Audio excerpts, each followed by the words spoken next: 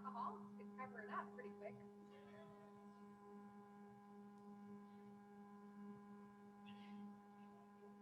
No, it's fancy inside.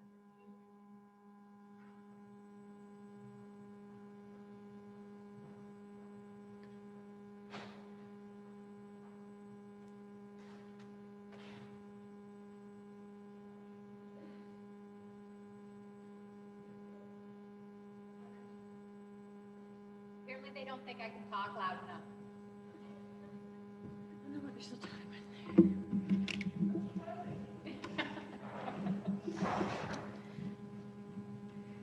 So how do they do the media after?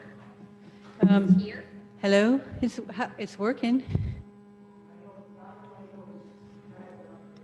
Okay, gotcha.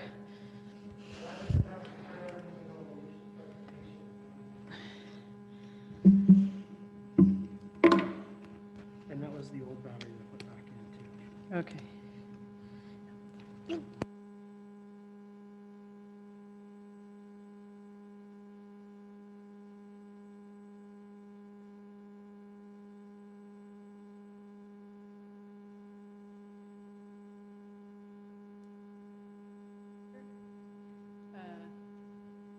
I'll be going in. Well, I'm going in the second floor committee room. Does everybody get up and go in there for the Well, closed? I'm going to get them to go up, go in Okay. there. Yes, although I forgot to send it a link for the pre-council. Like, Pretty much everybody's here though, aren't they? yeah, they're all here. None of the council aren't here. There's nothing on the pre-council agenda, but it's like, Teams link for their consultation session, then Adam had a Zoom link for this session. I forgot the team link for the next session. There's a Zoom link for the third. I'm like, oh my God. Anyway, I forgot one of the links. For Details.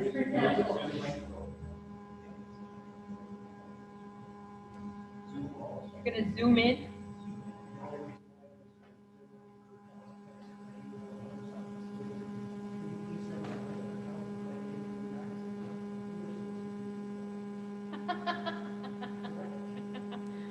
Just testing you.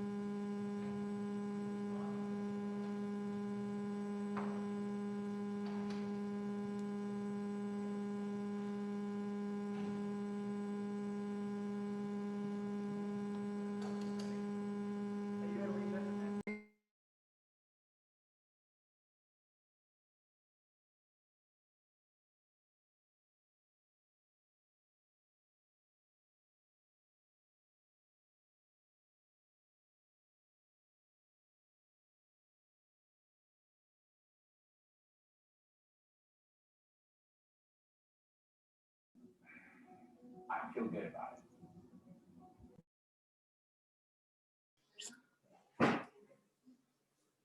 You eat zucchini, don't you? You don't love it, but it's okay. Is that okay?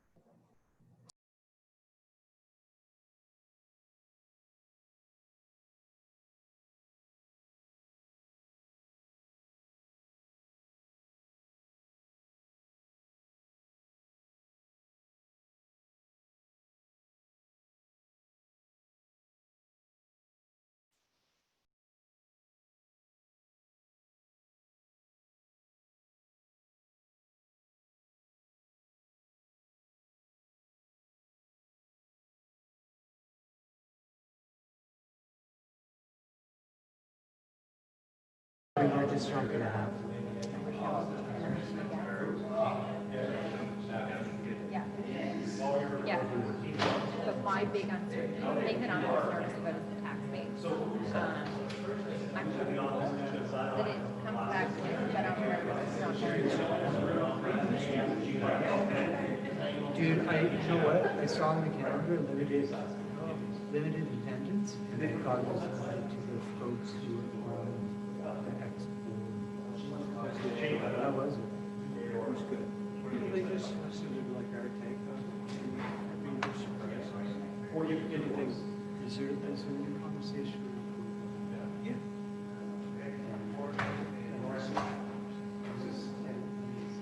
Oh, we all.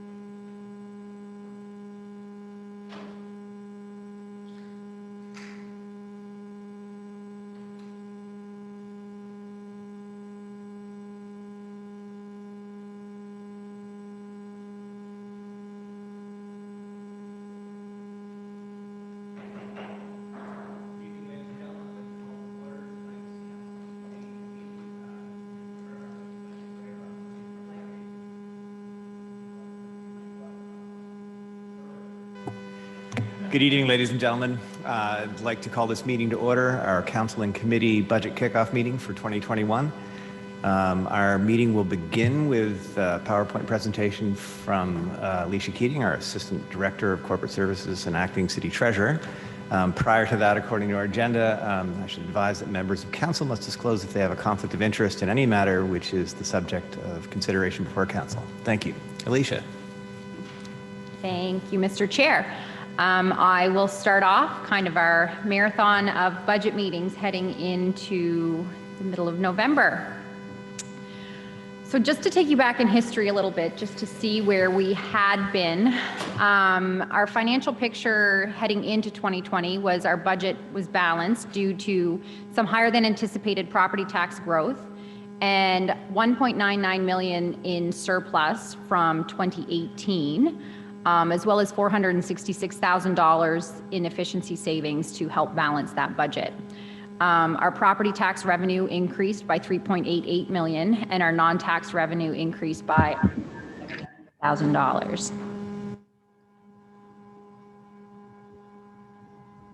I can do this from memory, but.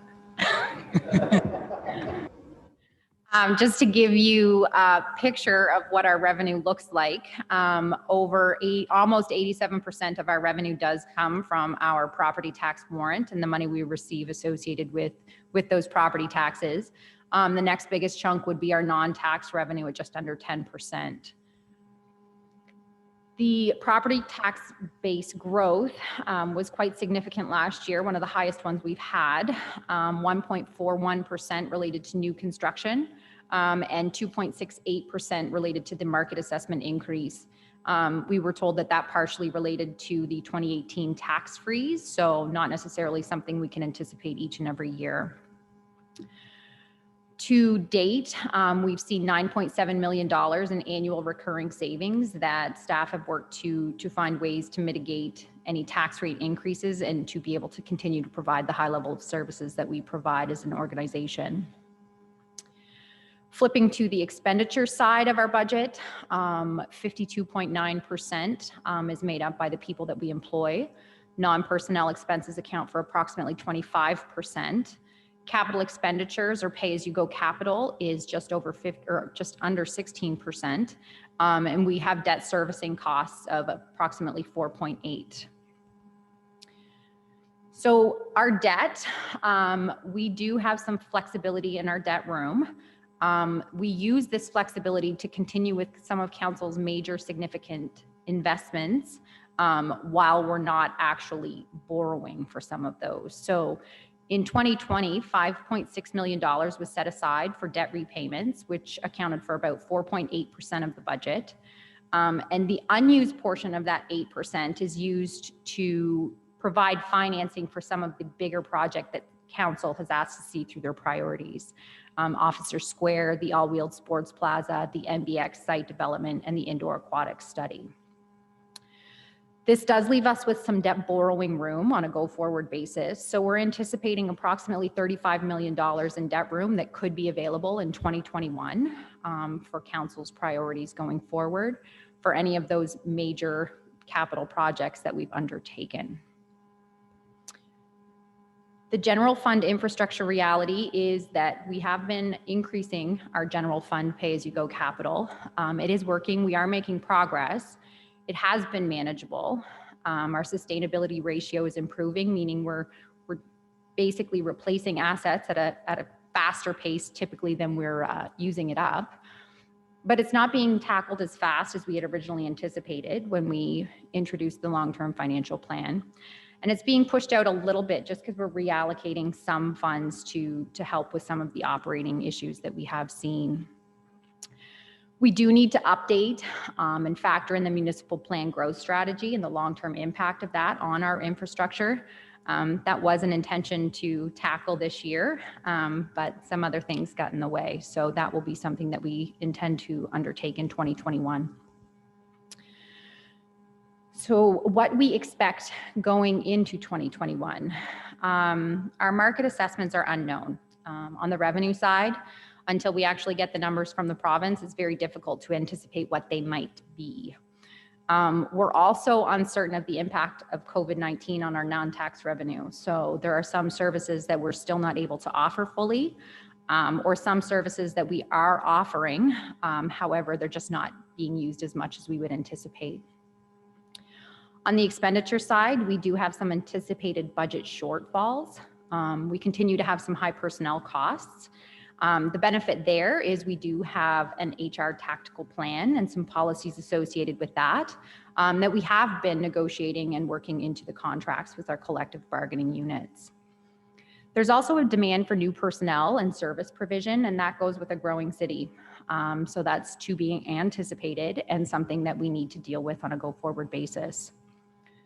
We do have some non-personnel contract increases that we need to deal with, and that kind of get bumped up typically each and every year.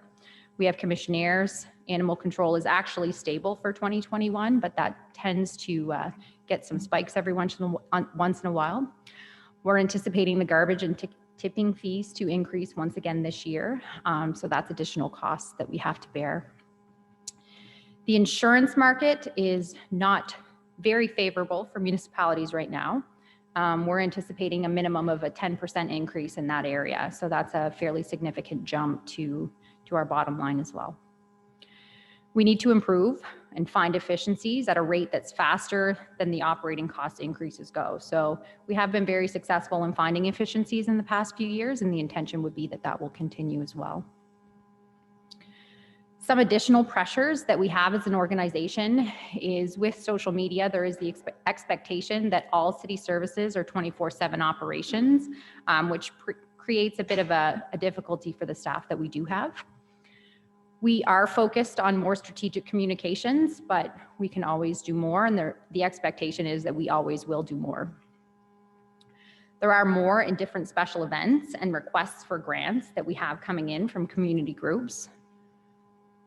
And the request to enhance services at no additional costs or no new funding streams is also one of the difficulties that we're posed with. In addition, the city buildings need a refresh, and we have been working on some building optimization there to help deal with some of those infrastructure deficit items as well. Some additional unknowns, we do still have some outstanding union contracts. Fire, QP 1783, which is our transit group, and police. Our WorkSafe rates and our experience has been difficult the last few years. Our WorkSafe rates increased substantially. There has been note that the rates will likely go down for 2021. However, we've had a pretty rough experience here at the city. So the 3-year rolling average for us is increasing, which means our rates are likely going to be impacted heading into 2021 as well. Our infrastructure and the inflation on that means we have less buying power. So from vehicles and equipment, any metal products that we purchase, such as pipes and different things that we put in the ground. There's also increased cost of the asphalt and the cement that we also use a lot of. Climate change also continues to pose many challenges for us, not only on how it impacts us going forward, but it does impact our service delivery and our infrastructure today. So planning for that and funding for that is extremely important. So just to give you a snapshot into the 2021 budget forecast, and what we know now is we don't know a lot. It's very difficult this year to make some of these predictions just because it's so fluid and it's so ever changing.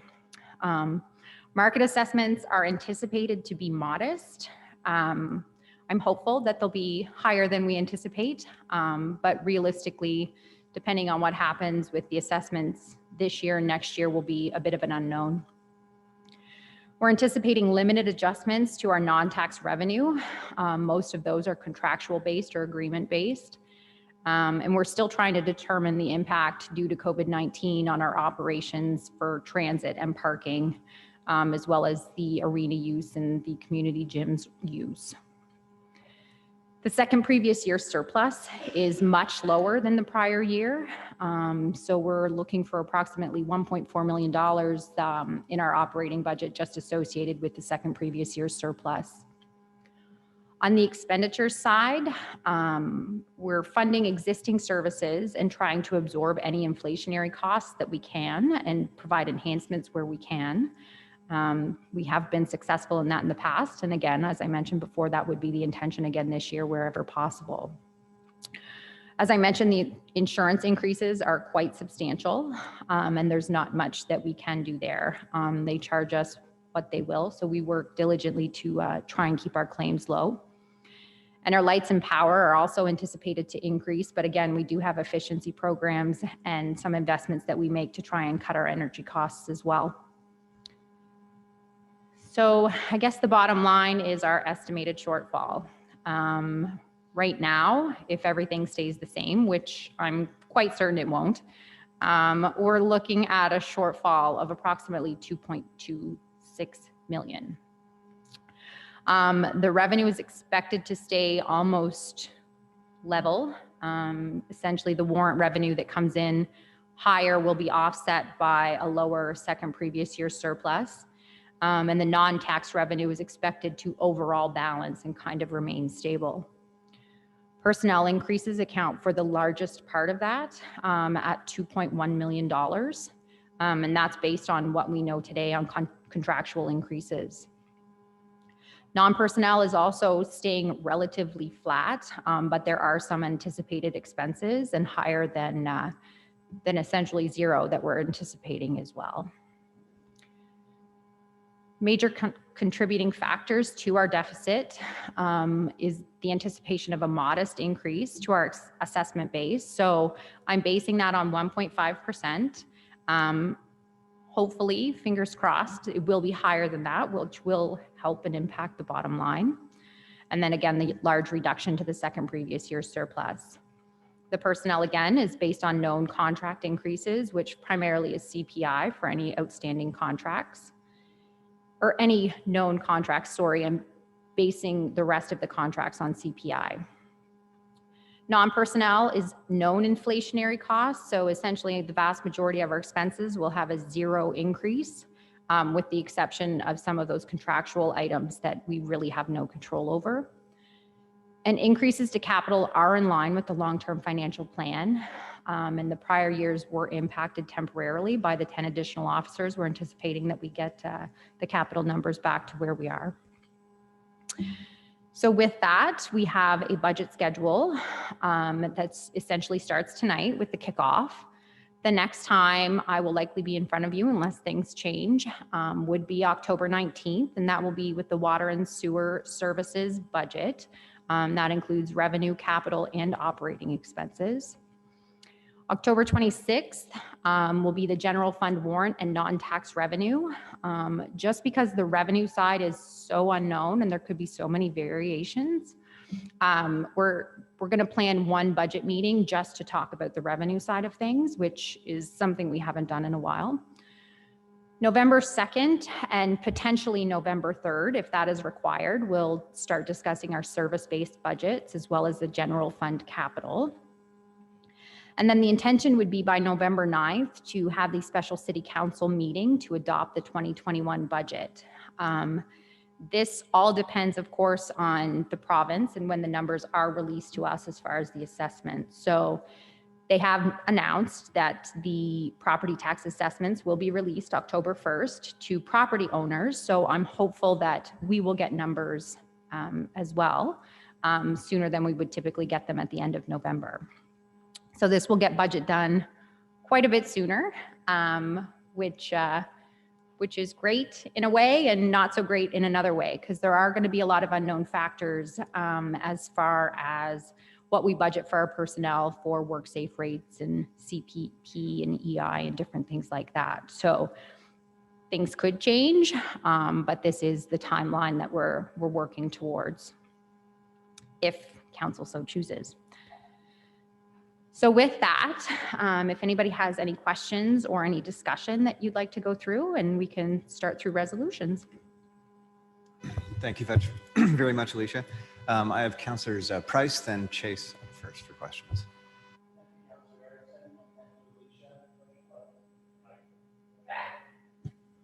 Thank you, Councillor Erickson, and thank you, Alicia.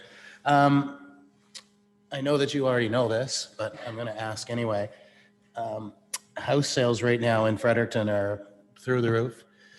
Many of them are sold before they even get to the market, and many of them are being sold for full asking price, which is usually much more than the assessed value. Is that something that you've taken into account here? I'm hoping you'll say no. Yes and no. Kept it in line more so with what a regular market assessment year might be. Okay. Hoping that it's much better than that. Yeah, I think it will be. Because as you know, the new assessment is based on the purchaser price for the home. So hopefully we'll recoup some of that money there. Plus all of the new apartments and stuff that are going up. Hopefully we'll be able to get rid of some of that deficit. Just on the 15 million that we get back to my borrowing room here, you'd probably be faster than me, but you had basically said that, there we go. Of the 35 million available in 21, you recommend using 15, no more, up to 15 million. So if we were to use $15 million to build something, that would be over and above any money that we'd set aside in previous years to build something. No, that would be total. So we have $35 million total built up Yeah. in room today. So Yes. if we spent 15 million, Yeah. there would be 20 left that we could build something else Okay. or continue to build that up so that there was more money available in future years. Okay. Just to give an example, the money that we had set aside or put aside for our portion of a possible playhouse build, Mhm. this would be over and above that because that money's already been set aside. No, No. that's part of included this. in that 35 million. Thank Yeah. you very much. The insurance part of it, is that something we're possibly working with the Tri-City Association to see if we can get a little bit better deal on insurance? We have had that discussion in the past. It all depends on when the insurance policies kind of line up. Uh-huh. So we are looking into that and looking at the potential for finding ways and means to reduce that increase. Okay, thank you very much. Councillor Chase, then McGarry. Yep, thanks very much, Mr. Chair, and thank you, Alicia. Characteristically thorough presentation. Thank you very much. It sets the stage very well, for what we've got to do over the next 2-3 months. My question pertains to in the estimated shortfall, the headings that you've got there, revenue, personnel increases, non-personnel. But I'm curious to know if we're saying in the debt service that we're currently servicing the debt at $5.6 million, 4.8%. If we add another $15 million to the debt, or, that has to be serviced, okay, then shouldn't that be one of the line items in the estimated shortfall? So what we do with that, where that funding comes from, is any amount above that 5.6% essentially gets roped into our capital program. So there's $3 million in one-time capital funding in our capital budget that essentially would be that debt servicing cost. So if we decided tomorrow that we were going to go out and borrow $15 million, that $3 million would go away. We wouldn't, or not all of it, but half of that $3 million would go away. So our capital program would actually shrink. But there is an expenditure there on interest. Yes, but that's factored in. So it's not an incremental cost. It's essentially like your mortgage payment. So each year, what your mortgage payment's going to be. And that's essentially what it is. So if we were planning on borrowing in 2021, we would have to remove that from our capital program. We wouldn't be able to spend that $3 million on capital projects in 2021. Okay, so the shortfall, it doesn't factor into the $2.25 million shortfall. No. Okay, all right. Well, thank you. I need to take a course in Finance 101. Perhaps Councillor Keenan can explain that to me.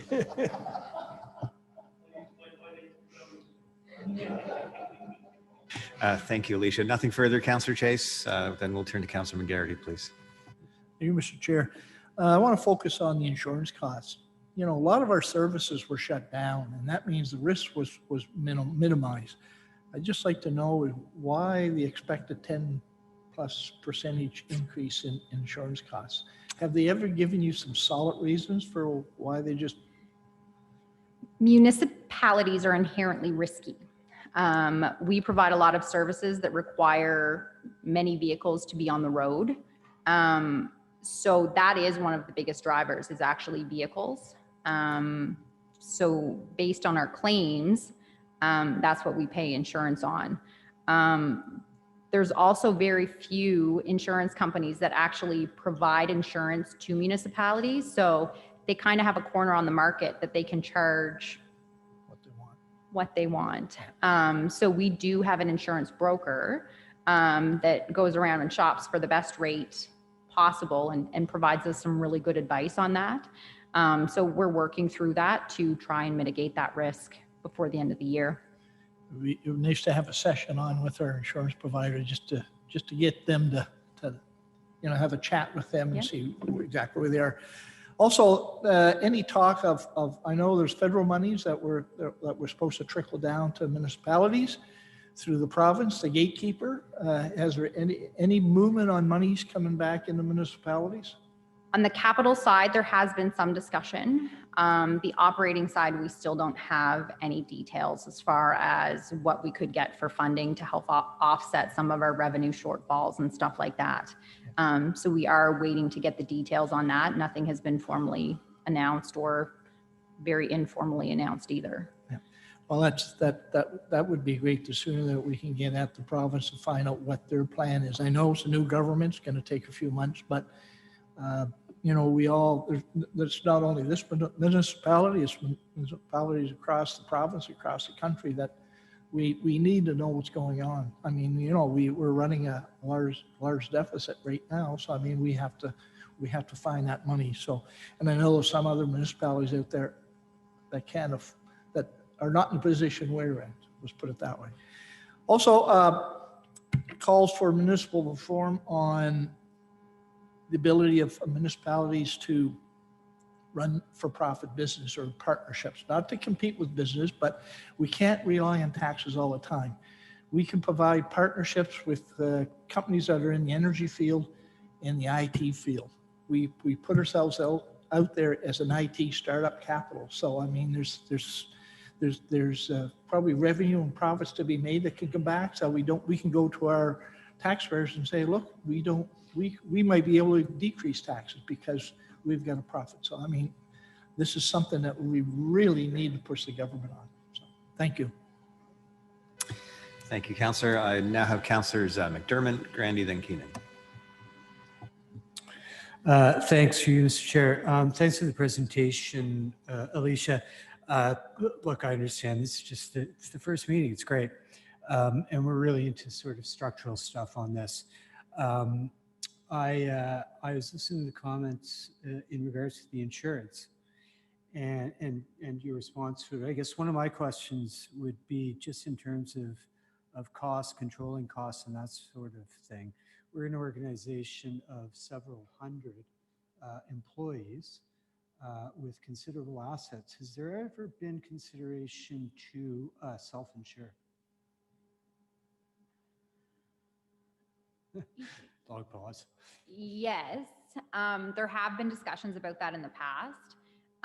We quite actively look at our claims and try to manage those as much as possible so that we're not putting in claims and incurring costs against us that we could just fund internally. So for example, if we have a cop car that gets in an accident that's going to cost $4,000 to repair or $2,500 in deductible, we would typically repair that ourselves because we have the ability to do that in-house.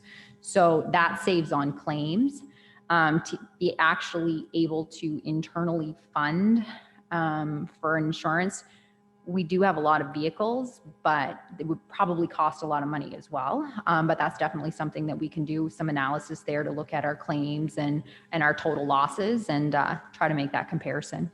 And thank you for that. Look, I'm not suggesting it's the way to go, but I do think it's something that's worth looking into to see if there's to do a cost benefit analysis. So anyway, thank you. Thank you, Councillor. I have Councillors Grandy, then Keenan, please. Yeah, thank you, Mr. Chair, and thank you, Alicia. I guess I got a question about, so $35 million available in 2021, and you recommend, that, if we were to go ahead, $15 million. I guess my comment to that is that we will have no project. I guess the question is, when you decide on a project, when does it get booked as debt to that long-term fund, the borrowing side? It would essentially get booked when there was a significant amount of money spent on it. Right. So Substantial completion of the project. Am I correct? yeah. So what we would do is we would short-term finance it Yeah. for the first little while. The province only actually does borrowing twice a year. Mhm. And based on legislation, we have to borrow through the province. So they typically go out in May and November with debt. So depending on when you actually got your shovels in the ground and started incurring substantial costs, oftentimes you wouldn't actually see that hit until the following year.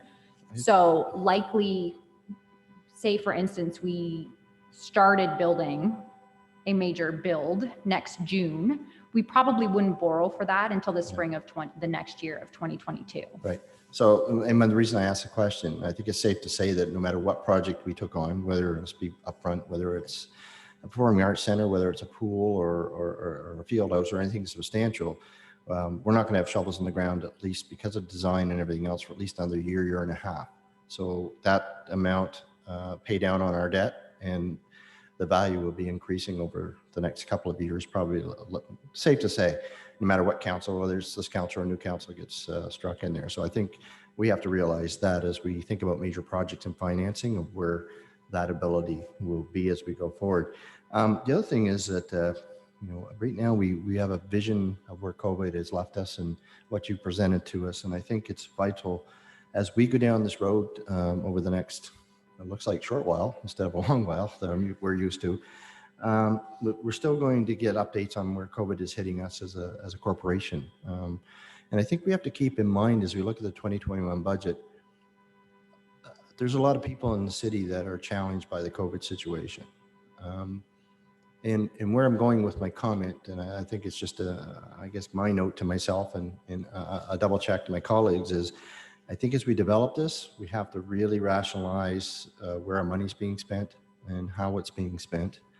And we need to make sure that we need to educate and make get our constituents to understand that we do understand the challenges that they're under, at the same time that we're spending money and trying to make our infrastructure safe and trying to provide protective services and all of the things we do. So I'll be looking to, as we get down this road and discussions with all of you, is how can we be ensure we're taking into account the challenges that COVID has taken in, on our citizens, but on our businesses as well, and the challenges we're under as we develop this budget going forward. So I know you have to come with some assumptions, which you did, but I think although it's a short term, I think we should have some really good active discussion on where this budget is going and about how it affects the people in the city. So thank you very much. Thank you, Councillor. Councillor Keenan, please. Yeah, thanks, Mr. Chair. Thanks, Alicia. Great presentation. And I know you're up on all of the numbers that we are throwing around here. So it's pretty amazing. Just to follow up on Councillor McDermott's comments on self-insurance, it might be worth taking a look at. And I don't know if we've ever had conversation with the province, who self-insures most of their assets, if not all. And we are creatures of the province. So it might be an opportunity for even the major municipalities to perhaps buy into that, because, to your and John's point about are we big enough to self-insure? Because one major claim could really impact us. But if we have a larger group, then we can spread that, which is really what the insurance companies do. So I think when we look at it, it'll all come down to what our claims experience is versus what our premiums are. And, if there's an ability to save by self-insuring, then maybe that's something we look at.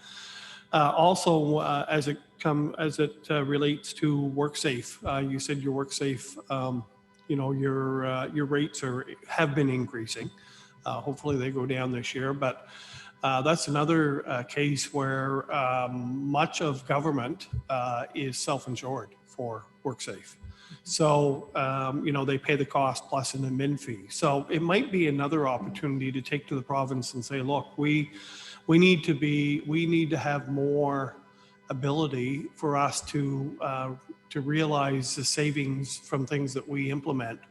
We're really being impacted by the experience of a number of municipalities, no doubt. So if we do a better job, we should get a better return on that. We shouldn't be subsidizing other communities for their failures to really address it. And I know, just knowing what our sick time looks like in the city, how great a job we do at managing that. I expect we do a pretty good job at managing our WorkSafe, including returns to work and so on. But I think there's some real opportunity there. So I'm not sure how successful that would be, but it's a thought. And the only other question I had was on the personnel percentage of total budget. You may not have it available, I understand if you don't, but what it's looked like over the last few years. I wanted to get a sense of how much that's increasing as a percentage of our total budget, but I don't know. If you don't have it, that's fine. So for the most part, we have been incorporating CPI into our contracts. So based on how the rolling average has worked, I believe 2018 was 2.13, 2019 was 1.83, and 2020, 1.6. So that will impact the following year's budget. So it's about 1.6% that we're anticipating on our contract increases. Yeah, I was thinking more about the total percentage of personnel on the total. So it's 52.9% this year. Yeah. What that's looked like over, say, the last 6 or 7 years, it probably was less. Yeah, through you, Mr. Chair, it varies. Usually around 52 to 54% Okay. Is typically where it falls. Okay, so it's stayed pretty consistent then. Good, thank you. Your Worship, you're up next. Thank you, Mr. Chair, and thanks, Alicia. On to the chart that you put up on our annual recurring savings. We're at 9.7 million now, which over 9 years is over an average of $1 million a year, right? And it gets harder and harder to come by, but I'm of the firm belief, and I think as council, that we can still find savings, right? So could you identify just briefly where the 466,000 came from this year? And then what efforts are we putting in, just in ballparks? If maybe Chris could speak to it, I don't know. And what our efforts are going to be in the next coming years to stay focused on the fact that, this has been 9.7 million that we found in efficiencies and redundancies, and still be able to deliver service without cutting services. So without that, I guess the last question related to that was, what would that impact be on our tax rate if we hadn't done that? So through you, Mr. Chair, last year, I believe it was split 50-50-ish between personnel savings and non-personnel savings. To give you the exact breakdown of what projects led to that, the vast majority over the past few years on the non-personnel side have been with building efficiencies and finding ways and means to reduce our energy use. $9.7 million on the tax rate is probably 12 to 13 cents. So it is a significant amount of savings that we've kept from passing on to the ratepayer, essentially. And the last part of that is our efforts in the coming years. Maybe over to Chris McPherson. Thank you, Mr. Chairman. And our I&I efforts over many years have been very successful, and Council is quite familiar with Lean and the work that we've done there, continuous improvement. We did get sidetracked a bit with our Oracle system, and we used our I&I facilitators to help change processes before our system was implemented. So that basically took us off track for 8 or 9 months. And then, of course, COVID hit, and I&I people were working on helping us cope through the COVID situation. We have got back to doing some innovation projects through the work of Adam Bell. And right now, both Adam and Mike Baldwin are looking at our I&I division and seeing what the future is for our facilitators and with Lean. So it's a bit of a restart. We're still committed to the efficiency program. We still feel that there's a lot of opportunities for improvement, but when you have things coming up in our society and in the organization, it sometimes can take you off track. So we've had a lot of work that's happened over the last couple of years. I'd say unrelated to I&I, but we've had to use those people to help us get through it. So we're hoping for better days ahead on our efficiency efforts, and we still think there's opportunities. So I guess there'll be more to come, Your Worship. Let me take a moment to ask a question about that. Will presentations about I&I's plan for 2021 be part of the November 2nd meeting? Mr. Chair, I'll talk to Mike and Adam and see where we're at. I don't know if we'll be ready yet, but we'll certainly put it in our notes and see if we can have something there. We should be able to at least provide you with a bit of an update what we're up to. Outstanding. Thank you very much. City Clerk, we have a series of motions in principle. Is it the intent of the clerk's office to have them all adopted as one or moved and seconded individually? You just adopt them all as one, unless there's any issues. And I don't see any issues coming from the floor. That being the case, moved by Councillor Grandy, seconded by His Worship. And shall I read this out? Thank you. It is recommended that Council, while acting in committee, direct the Chief Administrative Officer to follow the 2021 budget guidelines in principle as follows. Be it resolved that 1, budget schedule, that the 2021 budget meeting schedule is approved as presented. 2, inflation factor, that non-personnel expenditures use an inflation factor of 0% except for utility inflationary increases such as lights and power, tipping fees, water and sewer, insurance, known contract increases, and the provincial property assessment fee. 3, personnel costs. That personnel budgets remain at existing FTE complement unless otherwise determined necessary by the Chief Administrative Officer, and contract increases be budgeted for in line with the adopted HR tactical plan. 4, infrastructure reinvestment funding strategy, that the 2021 capital budget remain in accordance with the council policy, which is SUS Poll 060, capital prioritization and investment. 5, infrastructure reinvestment funding strategy, that the 2021 capital budget remain in accordance with the council policy SUS poll. 060, capital prioritization and investment. 6, general fund revenue. That general fund revenue be developed for the regular 2021 budget based on no tax rate increase. 7, service or service level changes. That any service or service level changes are presented during the 2021 budget process. 8, improvements, efficiencies, and savings.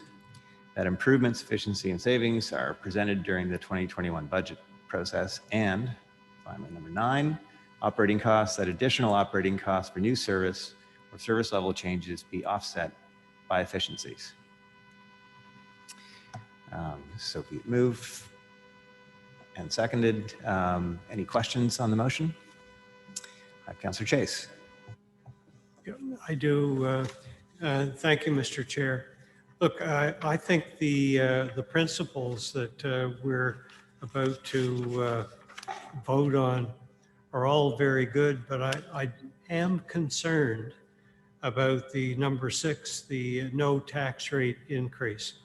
And it's not because I'm advocating a tax rate increase at all, but rather we've been successful over the past several years in keeping the tax rate pretty much under control, you know, so that affordability is not unduly affected. But the city is growing, and we do anticipate, you know, fairly robust growth. We are suffering a decline in revenue, and we're actually showing a, you know, $2.5 million that have to be made up.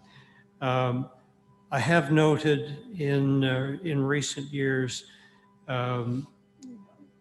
much greater stretch on the part of staff, not only to come up with efficiencies, but in what I think is a decline in some services that I know that our mantra is protecting the quality of services, and I know staff work very hard to do that. But there are things where it does show. So I have a very hard time agreeing to. I think it's a worthy goal to keep the tax rate, you know, no tax rate increase. But I have doubts about our ability to do that successfully and maintain the level and quality of services that citizens of Fredericton expect. Thank you. Thank you, Councillor. Now, Councillor Keenan. Yep. Thanks, Mr. Chair. I would, you know, I would probably say the same thing about the resolution related to the capital funds for the year. So I think we probably want to keep in mind these are all pro forma approvals. They'll guide us in our decisions, but any one of these particular resolutions, we may need to change it to, you know, to accommodate what it is that we end up with for a budget. We may well have to make some decisions, and clearly if we have to make a decision about balancing a budget, one of those is going to have to change. So, you know, so I don't think it precludes us from doing anything, I would say. Thank you. Well put, Councillor. Any further questions? Seeing none, all those in favor of the motion as put forward? All those against? The motion is passed. And that brings to an end the budget kickoff CIC meeting. And we will reconvene around budget CIC on the date that we've just approved. Thank you again, Alicia.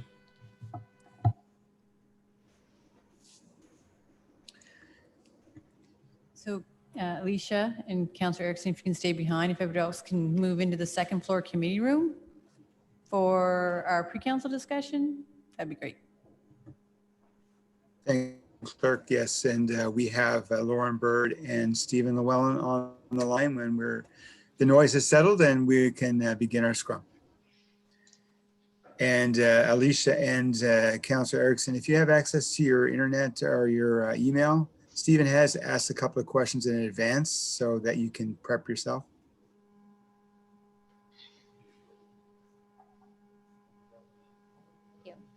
And Lauren, did you have anything specific or you just got some general questions?